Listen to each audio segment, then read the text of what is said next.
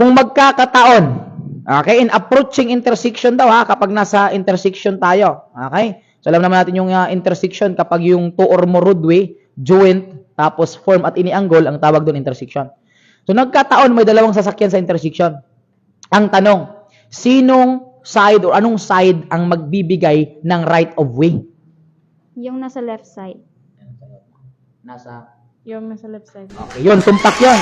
Tandaan lang po natin na kapag approaching sa intersection, tapos mayroong dalawang sasakyan na intersection, tandaan lang po natin yung ruling natin dito, okay, yung nasa left side vehicle will give right of way on the right side vehicle. Kasi ang sinabi po sa batas, ang sabi kasi sa batas, if you are driving your vehicle and there is a vehicle on your right side, you must stop. So, ibig sabihin, nasa left side yung magbibigay ng right of way. So, tamang sagot po natin, that is the left side vehicle, yung magbibigay ng way para sa ating right side vehicle. Okay, dahil yan, tama yan, meron kayong 20 pesos. Yan, 20 pesos muna natin yung mamaya ngayon. Okay, syempre, follow-up question tayo sa pangalawang tanong natin, sa lagang 50 pesos po natin to. Okay, so, kung nagkataon, in the hit on run cases natin ha, okay, ang may ruling tayo na sinusunod sa batas, na kapag nasagasaan mo ang isang tao, ay hindi mo to pwedeng iwanan. Okay, yan yung ano natin na bawal iwanan yan kapag nasagasaan natin.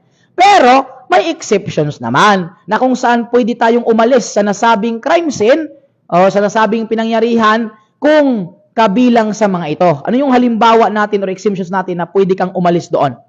Ano yon? Magbigay. If your life is in danger. Okay, pwede din. Ano pa?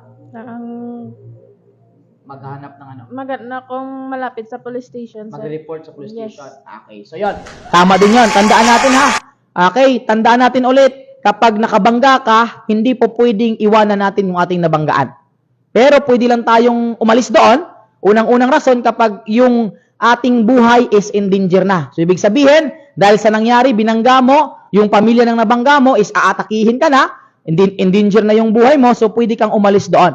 Or else, pupunta ka sa malapit na police station para i-report yung nangyari, or else, maghahanap ka ng mga physician or medical practitioner para gagamot sa nasabing biktima. So, dahil yan, tama yan. So, meron kayong 50,000 yan. At total of 70,000 pesos yan. Okay, so, andun kayo ng San Milton Tambayan. And, syempre, thank you so much sa cooperation nyo. And, syempre, no, shout out si BRC Bacolod natin. Okay, and syempre, shout out muna kayo. Shout out sa tanan nga faculty and staff sa College of Criminal Justice Education, Kamsu, Binalbagan. Tapos? Shout out sa mga followers ni Sir. Kaya shout out sa classmate na nga si Francine. Pagaling ka na. Thank you. Ayan, thank you so much. Thank you, thank you. Sir.